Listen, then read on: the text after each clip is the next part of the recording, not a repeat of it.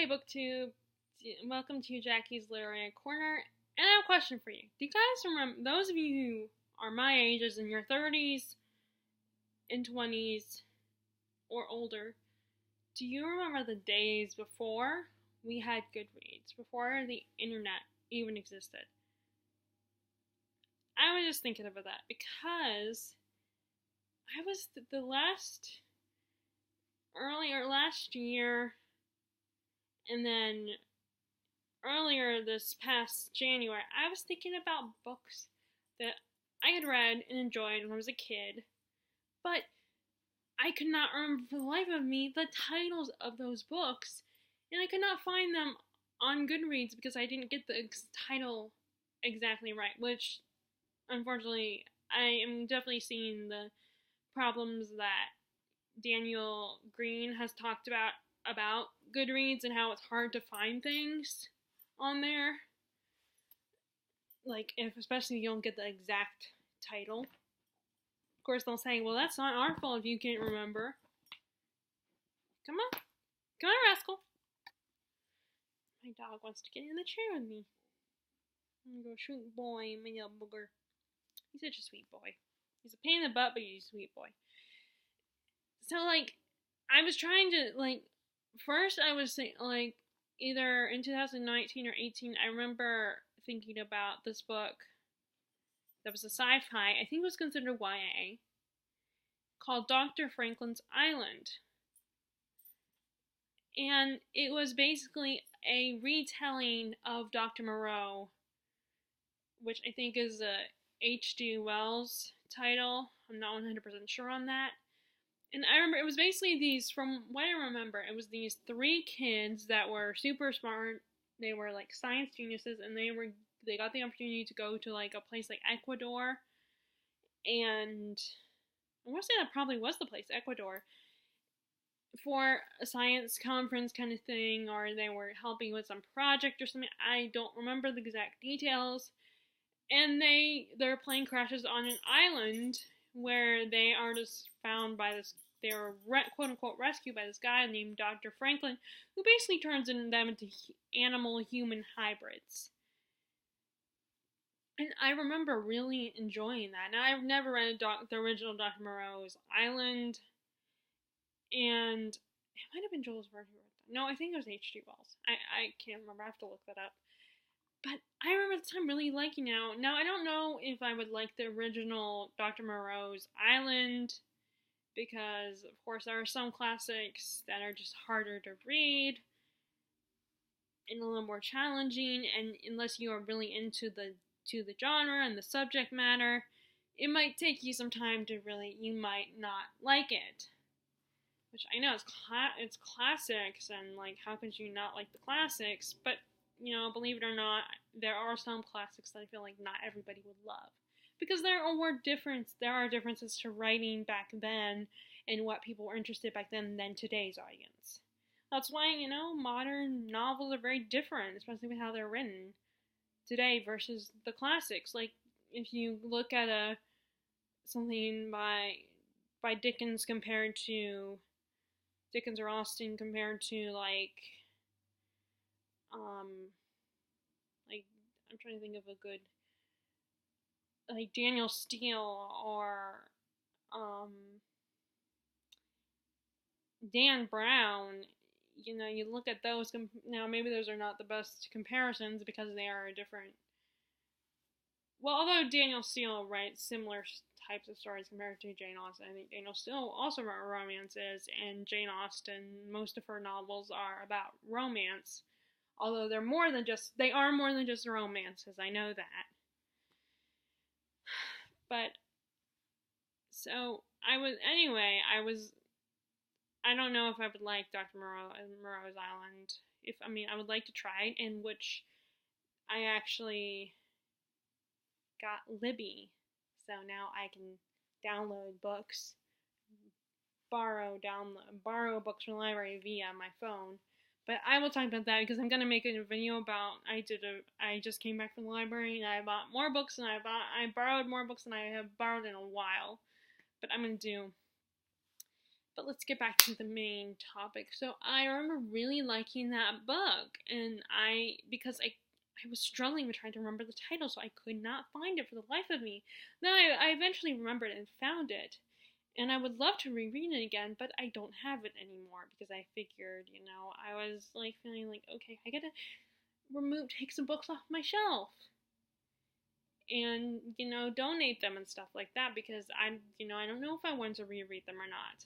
And I want to get new books or older books that are new to me. So I no longer have it anymore. I mean, if I can remember the author, which I do have on Goodreads now. I have it marked on my list, so I can look it up and stuff.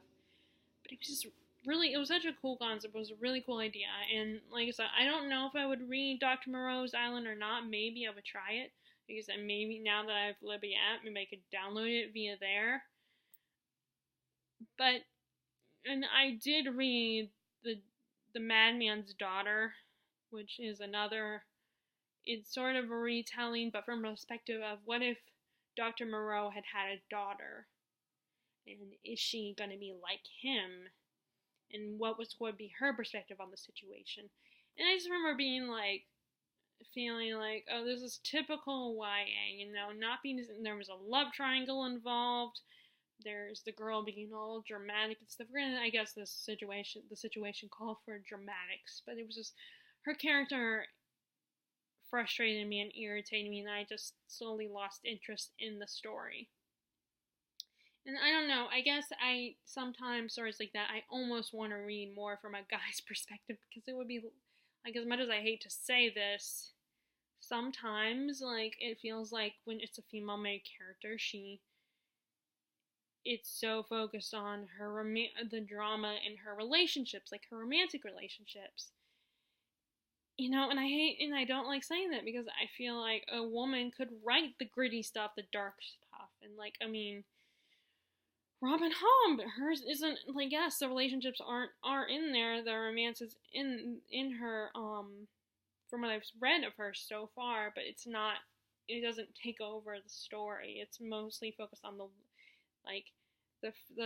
Farseer trilogy is mostly focused on Fitz's journey. But I couldn't get into it. And then another book I was thinking about back in January, in January, I knew that there was the word imposters in the title, but it kept taking me to the Scott Westerfeld novel, which was not what I was thinking. That's not the novel I wanted. It's not the novel I was thinking of. That it was not a Scott Westerfeld novel. And it was not a new one, it was an old one. And I had seen, and what I ended up having to do a Google search instead of the Goodreads, because Goodreads was not helping. And it's when I saw the authors, I recognized the authors, I recognized the author's name as a name that I was familiar with, so I clicked on it, and it was Imposters Among Imposters, and it turns out it was the second book. So I was wondering, did I read the second book before I read the first book? I can't remember the author's name. It was Haddix, I think. Haddix something. It was a female author. But I just got very frustrated because I remember loving that book. I also, and really enjoying it. I could not find it because I could not remember the exact title of the book. So I'm wondering, were there ever books that you read as a kid, especially if you grew up in the 90s or before that you remember really enjoying, but they're not super popular. They're not like a popular classic by a popular classic author like H.G. Wells or Dickens or Austen, or they're not something like a Stephen King novel or Harry Potter or Lord of the Rings or something where you'll find it on Goodreads at least. You don't even have to remember the exact title. It's as soon as you type in certain words in the title, then it will pop up on the list of books they have on there. Were there books that weren't like that weren't so popular that as soon as you type it in, you start typing in, even if you type only a few words or a word in the title, it will easily be found, it will pop up on the drop box below. It wasn't a book like that but you could not find it because you couldn't remember the title. And I thought that was very interesting. There were a lot of good books out there that people, because they did not get popular, you're not going to find them unless you get the exact title. There are so many books probably on Goodreads. It's just very frustrating. And luckily I was able to find it once I did a Google search on that one. I started typing it in Google and I recognized the author's name. Like I said, it was Haddix. It was either her middle name or her last name. It was a woman with 3 names, actually. Oh, I think it was Margaret something. It might have been like Margaret Haddix or Margaret Haddix something else. I would have to look. It might just all of a sudden pop into my head while in the middle of filming this video. Like with Margaret, I just remembered the name Margaret. And another thing I also was thinking about and that I remembered was that when I was younger, during the summer, my parents signed me up for a reading camp. And that was so much fun. And that's where I discovered the book I was just trying to think of, which is the Among the Imposters. That's where I found that book because this club, basically, you had a whole bunch of books to choose from. And you picked your book, and you read it, and then the next time you come back, you talk about it if there's other people who have read that book. Because there was bound to be other people that read it, so it was kind of like a book club situation. And then by the end of those few weeks, you got to pick the ones that you really enjoyed and take them home with you. And you got to keep them. And I did with some of them. Unfortunately, I was feeling like, okay, I gotta get rid of some books. And I had to make some tough decisions because I don't have the shelf space. And I don't know if I'll ever get another shelf. I do have it on my Amazon wish list, but I don't know if anyone's gonna buy me another bookshelf. So, which was really sad, but you gotta do what you gotta do if you don't have the room. And, my mom does not like clutter, and I can understand, I want some semblance of organization, and I want them to look pretty and stuff, but, if anything, I have this corner space where I could put books, although I keep what I have my laptop currently on, that's where I keep that is in that corner. And then, of course, I could do that thing that people do where they stack books on top of each other. But I can understand the feeling of not wanting to have so much clutter on your shelf. And although I really don't care because, my desk is very cluttered if you saw my desk. I will unclutter it and make it a little neat, but then it will clutter back up again, usually. So I don't put in the effort to keep it from getting cluttered. But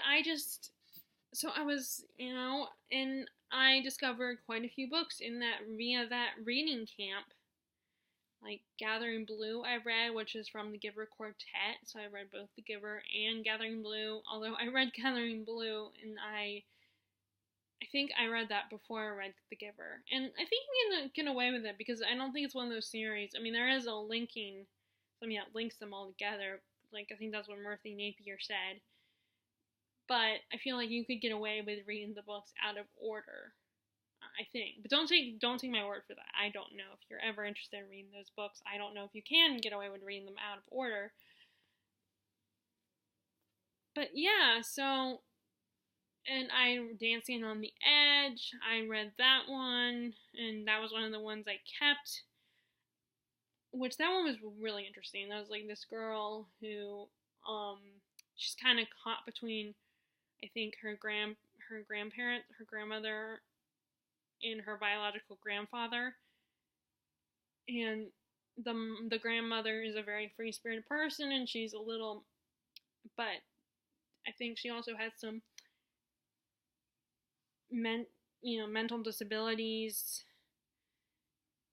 and there was the possibility of the granddaughter becoming like her grandmother, and the grandfather was trying to help her, and so the grandmother wanted to keep her away from the grandfather because she was like, he's not good, he's bad, he's gonna change you for the worse, and he's not a good influence. And she realizes by the end of the book, I think, that her grandmother had too much control over her, and she needed to break free from her grandmother.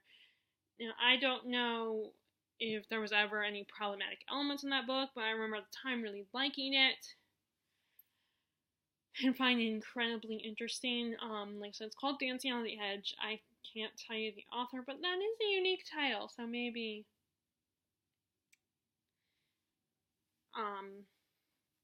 but I could always post the link if you guys are interested.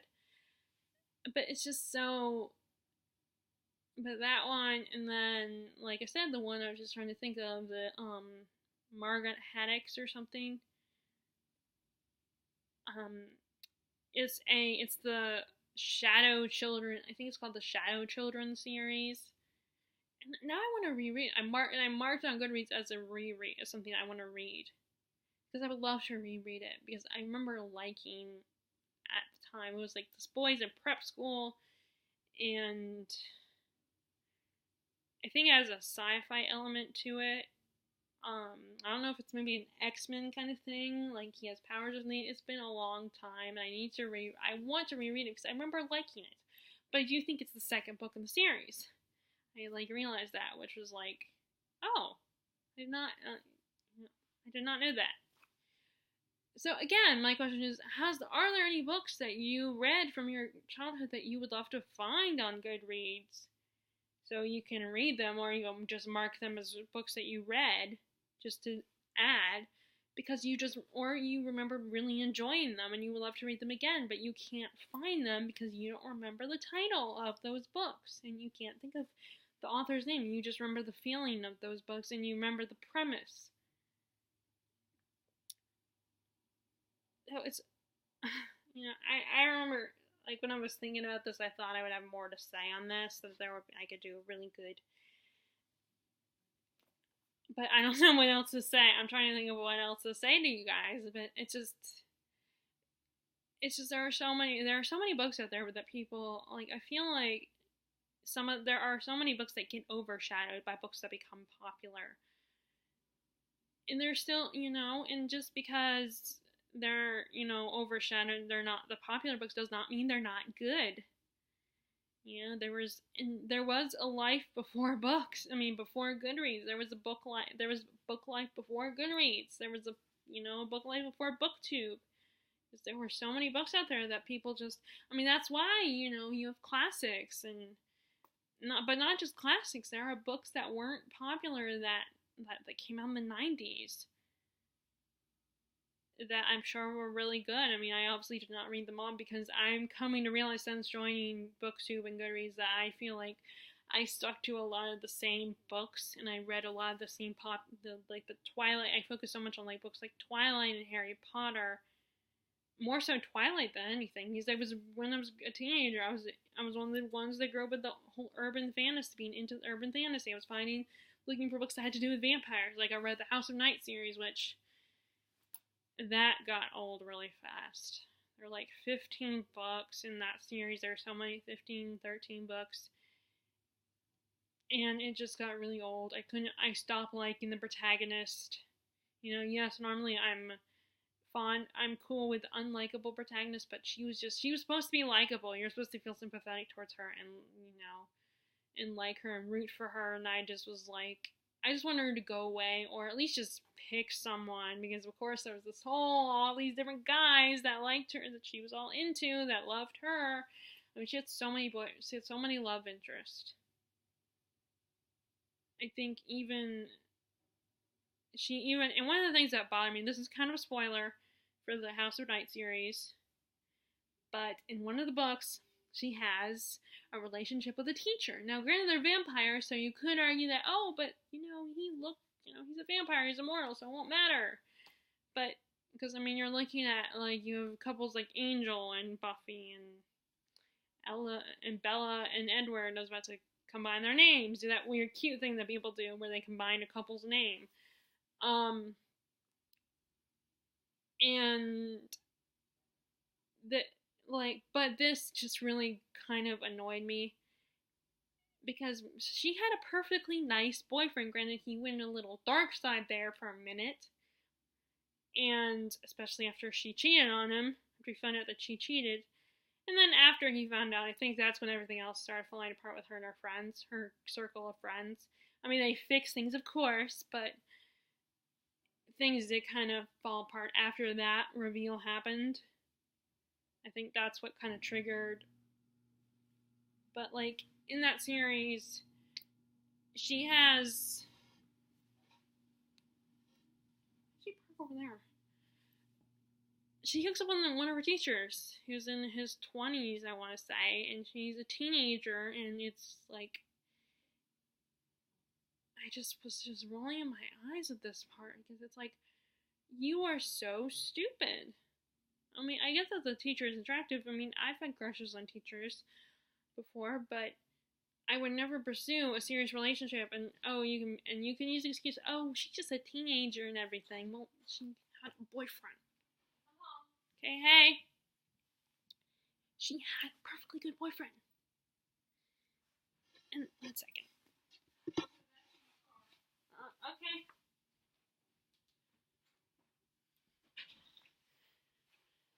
So my mom just got back and she was running errands, I guess. So she had a good boyfriend who was a nice guy and he was cute and he was popular. It was one of these things that he was the popular boy and he was noticing her. So it was like, girl, you had the popular guy as your boyfriend and you took him away from the other mean girl of the school, and now you're cheating on him with the teacher because you think he's all like, oh, he's kind to you and he's nice. And maybe in a way you could argue that it's kind of like, there was that book that just came out called My Dark Vanessa, which I have never read. I probably won't read because I don't know.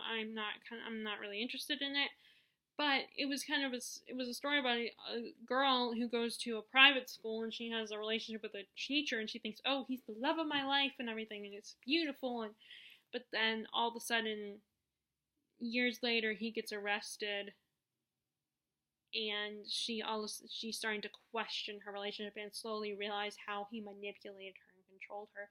And I guess you could say that that is what happened to the main character, Zoe, in House of Night series. Of course, the guy ends up getting killed in the end of the book, I think, which is like, hallelujah. But, so maybe I'm being a little harsh on her, but it was just like, I'm thinking I would never do that. Yes, I've had crushes on people, older people before, not just teachers, but there's a lot of actors that I crush on that even if I got a chance to meet them, I would never seriously pursue that kind of relationship because there is a difference, even though, yeah, this guy, when he got bitten and turned into a or marked, I should say, because in this series you get marked and you go through this whole process, and if you can't survive the process, then you end up just dying. But if you survive the process, then you become a vampire. There were concepts I liked in it, like that, for instance, but the rest of this, but it was like those movies where you just want the character, you're like, okay, end this already. You want the villain to either die or the good guys to just lose. Which, of course, then this kind of series, they're not gonna, the bad guys, the heroes will not lose. They're gonna win. It's gonna turn all rain, hunky-dory for the characters. It's not gonna have a bittersweet ending. I mean, this was early 2000s anyway, so. But, anyway, so she ended up, what was I saying? Remember, I got off topic there. But yeah, so that part is kind of like, are you kidding me, girl? You have this great guy and you want to cheat on him because this teacher is giving you special attention?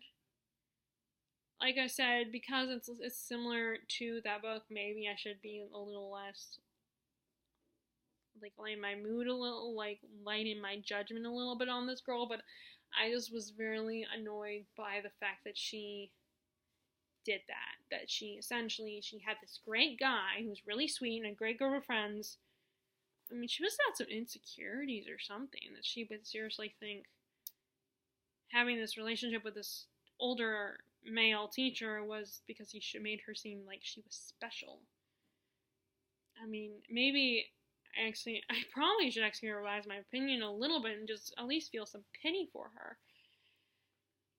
But other than that, the girl also went through a lot of guys. Not only did she cheat on her boyfriend with an older teacher character, but she had gone through, like, there was her old high school boyfriend that was, like, a drunk, and, he just was, like, a disappointment to her.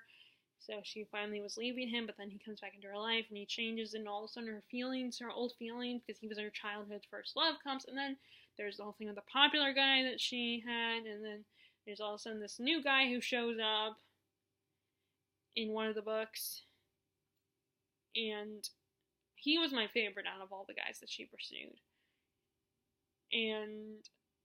Or I should say, to be fair, I should say all the guys that she dated. She went through a lot of guys. He was my favorite out of the whole bunch.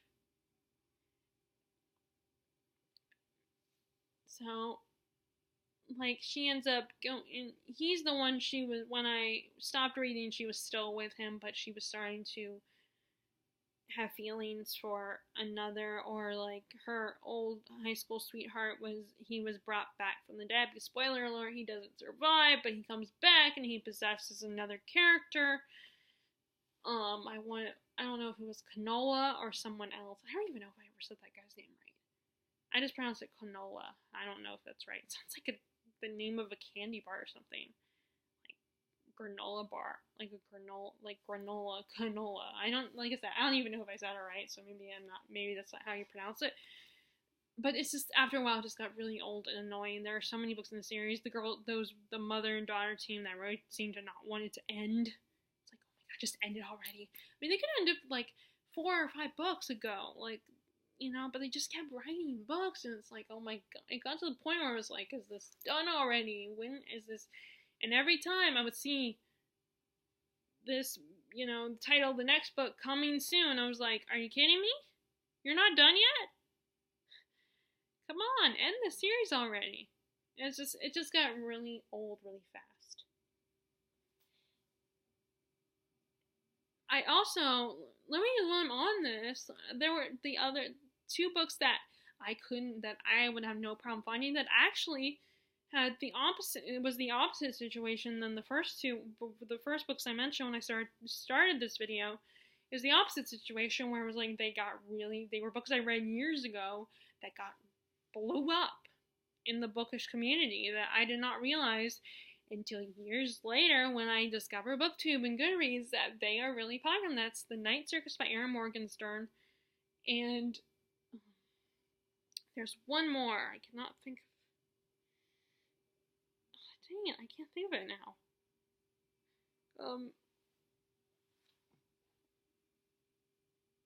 What was it? It might have been The Lunar Chronicles. Yeah, that might have been it. The Lunar Chronicles by Marissa Meyer. Like, I remember loving them way before I discovered. I don't think it might not have been The Lunar Chronicles, but I remember loving those books way before Booktube, and then all of a sudden, I get into the world of Booktube and Goodreads, and it's like, I realized that there are so many people that love these books, that read them years ago when they first came out. It was complete opposite of the other 2 books, where they were super popular, and now I'm thinking, I gotta reread them. Oh, and then The 13th Tales, another one that kind of all of a sudden has gone popular, particularly because the author wrote another book. And then, so it was very weird, because it was like, oh my god, I read those years ago, and I remember enjoying them then, and all of a sudden coming on here and realize, wait, those books are actually popular. There are people that I watch on Booktube that read those books, that loved them. I remember really enjoying it, and now I feel like I have to reread those books because if I still have them. It's the same with The Lunar Chronicles. There's one more. Oh, and then back to a book that, here's this weird thing where it's sticking out kind of on this side. And then there's another author that I would love for them to get popular, and I know there are booktubers that have read this author's work, and she just came out with a new book, and that's Kate Morton. And I read those before Booktube, but she's not as popular. But people like April from Getting Hookah with It. I've read her books and really enjoyed them. I can't think of who else has read her books, but I think there are other people who have read them and really like them. But I definitely would love for her to get popular. But I think Booktube is full of a lot of fantasy readers. And then there's of course the romance community, which I want Terry to check out because I know she loves romance. Is one of her favorite genres. And then actually Booktube is what a booktuber, Jean from Jean's Bookish Thoughts. She was the one that encouraged me to finally check out the Daughter of the Forest, to finally read that, because I've had that book for years, even way before we moved here, and I never got around to it. And finally, Jean from Jean's Bookish Thoughts, she's a fan of the author Julie Marillier, so I finally read it, and I'm so glad I did. I loved it, and I just realized that the author is no longer. The author is writing more books, so she's also, there are more books in the Sun Water series, because when I got Daughter of the Forest, there were only 3 books in that trilogy. It was in that series. It was a trilogy at the time, but then since then, and now it's expanded into she's written another trilogy. She's doing that thing that a lot of authors do, which is write one trilogy and then, I want to expand it, so I'm going to write another trilogy in the same universe, but with different characters. Or characters that are connected to the original character, but they're not the same characters anymore. All of her books are basically about the women of the family, this particular family. I think their family name is Seven Waters. I was just thinking about another series that I would love to find that is old, that I probably would have better luck finding, and I remember it being reminding me very much of Lord of the Rings, is the Dragonlance series, the Dragonlance books, which is another one of those series. It's set up kind of like where it's all in the same universe, but it's different time. In this case, it's different times in that world. There are the same characters in a lot of those books, but then some of those books are going into the next generation. But I remember it reminded me a lot of Lord of the Rings. I never read the books, but I've seen the movies, so it there was similar vibes to it, like the Kender being like the Hobbit, one character named Tanis being half elf, half human. He reminded me of Aragorn, although he was, like I said, half elf, half human. Aragorn was full-on human, but they were very similar, and then he's in love with the elf princess, but he's in love with a human girl too, a human woman too, is who I remember being mean and horrible human being, not a very nice person, very selfish person. But it was one of these things where he was a nice guy, but he was drawn to her because she had a little bit of a dark side to her, I think. That was another one. And then I actually have read an R.A. Salvatore book before.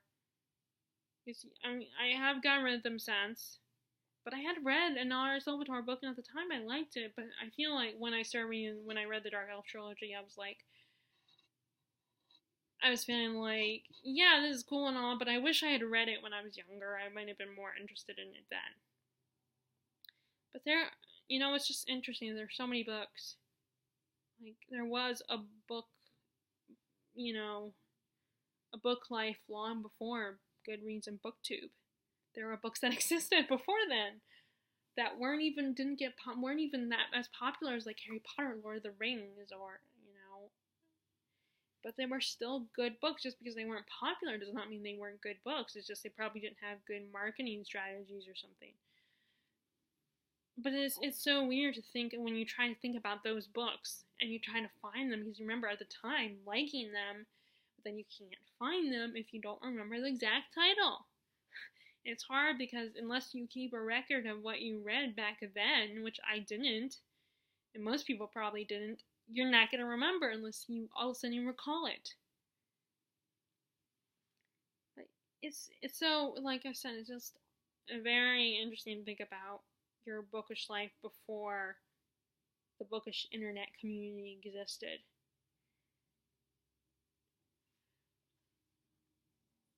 So I don't know what else to say. I guess that's really it. I just thought that was kind of interesting to think about. And were there, and again, I asked the question, were there any books that you read that you would love to find, but either, like you can't remember it, or there were books that you no longer have in your possession, but you wish you still had? You almost regret getting rid of them? Or are you one of those people that doesn't have, like, struggles with, you can't get rid of books at all? Like, unfortunately with me, I don't have the shelf space, and I'm not trying to push my mom under the bus here, but my mom is, she's like, I don't want clutter in your room, and, and she's gotten on me because I'm not made of money. I don't have the best paid job, so she wants me to be careful about spending my money, which is understandable, especially for someone who's not always aware, doesn't really think about as much as she should. Meaning, the she being me. So I can't just buy a bunch of books, but I have been tempted to buy some of those books. But then it's like, part of me is like, I already read them, so I don't need to buy them again. Let me just focus on the new ones, or the books I have never read before. Even if they are old, whether, the ones that are old, but I have never read them, and now all of a sudden I'm interested in them. So, are there books that you feel that way about, that you look back on and, you want to remember them, so you try to look them up? Or you wanted to re-buy them because you remember liking them at the time, and you wish you still had them so you could talk about them and share them with the world and get them popular and get them noticed. So that's all I wanted to talk about. That's all I wanted to say. If you guys like this video, then be sure to give a thumbs up, click subscribe if you haven't already, and I will talk to y'all later. Alright, bye! Oh, and I hope you enjoy your reading. Bye!